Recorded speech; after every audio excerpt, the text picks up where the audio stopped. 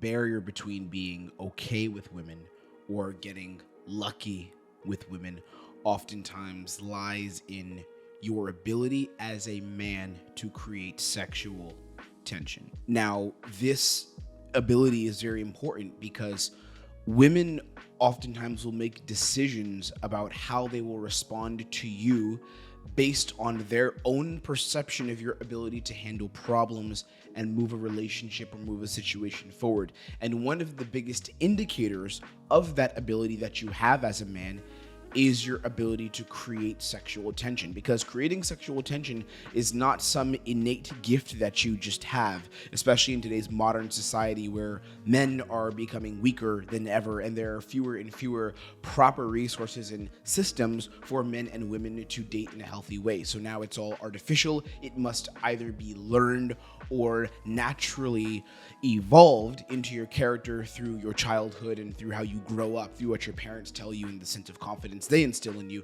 But that doesn't happen to so many people nowadays, especially so many men. Creating sexual tension as a man is not something that just happens naturally. And if anyone tells you that it does, they lack empathy and they are not educated into what the world of many men is and what the world of many men looks like. But I understand that because I went through this experience. I came from a home where I was taught, don't meet girls, focus on your studies, have a few male friends, but focus on God and studying. And that was it. That was all I was told to focus on. And I built a lot of skills. I built tools that helped me have this amazing career where I could deliver information and put together projects and crush it career-wise, but I was not given tools to help me attract women and build relationships. So I had to learn them on my own by going through fire, by putting myself in situations that felt extremely uncomfortable, and in those situations, learning the skills that it would take to attract women on my own terms. So what we're going to do is break down how you can quickly create sexual tension using 3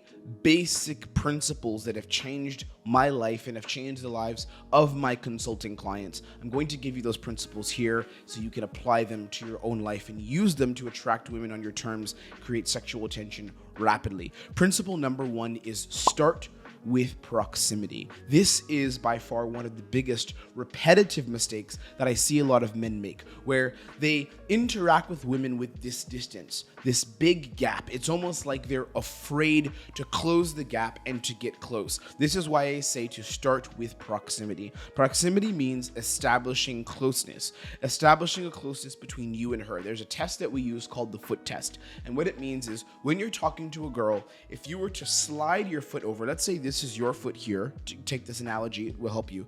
Let's say that this is your foot here and this is her foot, okay? You guys are talking to each other like this, but bird's eye view, you're looking down from on top and there's 2 feet, okay?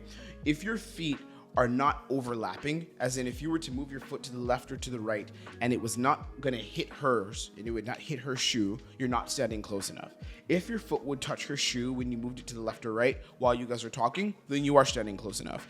There needs to be proximity. Now, this principle sounds so basic and sounds so simple, but it's had a monumental effect on how my clients relate to women, because when you close the gap, what you're doing is you're setting the frame of this is the tone and the context of how we're going to proceed together. So you need to make sure that you start with the right context. You have to start being in the right space, start being with the right closeness, start interacting with the proper proximity, and you can establish this tone and this context with her, and everything else that happens from that proximity, from that closeness, will lead to you having a better interaction, because she understands if we move forward, this is the level of closeness that we're going to have, where we're not afraid to be close to each other. Now, again, to be clear, some girls will not like this. Some girls will simply not be attracted to you or will not want to have that level of closeness. But what we're trying to do in dating is not make it where every woman wants to have the perfect level of closeness.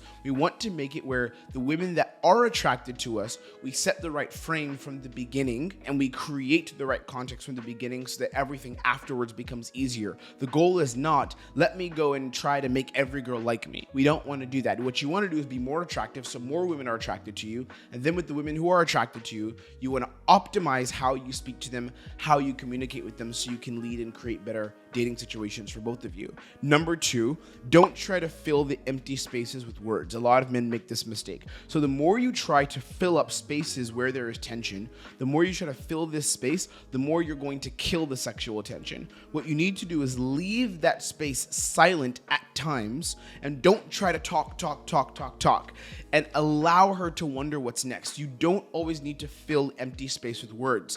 A lesson that I had to learn very early is I would always talk so much because I used to do magic. I used to do sleight of hand. So I was used to talking and misdirecting and trying to be funny, trying to get laughs, trying to entertain. And I associated for a long time that if I can entertain this girl, if I can make her laugh at what I'm saying, laugh at my jokes, she's going to be more attracted to me. But what changed over time as I started interacting with thousands of women all over the world and understanding the game better, understanding women better, is I realized that silence was such a powerful tool. Sometimes just looking into a woman's eyes directly and not flinching, staying very locked in with her energy, with her space, looking into her and penetrating her soul, literally what it is. Don't be afraid of those words. When I interacted with her that way, a lot of times the tension that was created was so much deeper. The connection was so much deeper than if I tried to be very verbal and verbose and talk a lot and say all these things, right? When I pulled back from talking and sharing all the time and filling every empty space, every awkward space with words, with jokes, with humor, when I pulled back and let go of that, women started to respond to me in a more feminine way as I was more in my masculine and I didn't need to deflect. Number three, and this is probably the most underrated communication hack ever. We teach this in the consulting program. It's use the right tone. You want your tone to be low, grounded, and factual. You don't want a tone that's inflecting, hey, yeah, which is a lot of guys what they do. Really? Oh, okay. How about we do this and then we'll do that. You want your tone to be factual. I'm going to go there and I'm going to grab a drink. You should come with me. I speak as if I know the truth about what I'm delivering with 110% conviction. I deliver what I say with conviction. And I don't have an inflecting tone or a deflecting tone, whatever word we could use to describe it. Deflecting could mean deflecting tension. Inflecting could mean your voice goes up. My tone is flatline. It's low, it's grounded, it's factual. When I speak to women, I talk to them like this. Where are you from? You're very attractive and I wanted to come and meet you. You're my type. Yeah, I like girls like you. Are you busy right now? We should go grab a coffee at some point in the future. Would you be down for that? Or wine? What's your go-to? Right? My tone is not, what's your go-to? Ah, okay. Oh, I see.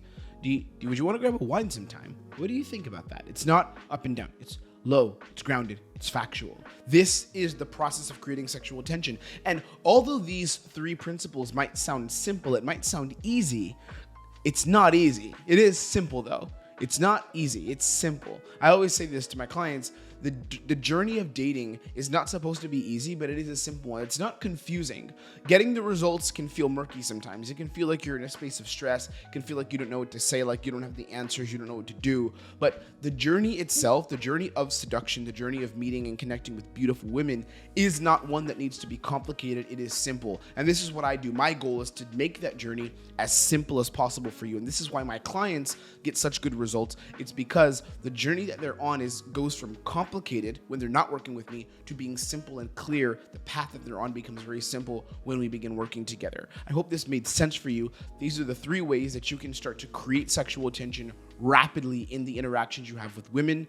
Hopefully you can apply this. If you learn from this, subscribe. And if you'd like to find out how we can do work together, I have links below that talk about my work and where you can find stuff from me. I'll see you there. Have an amazing, amazing day, and I'll see you on our next training.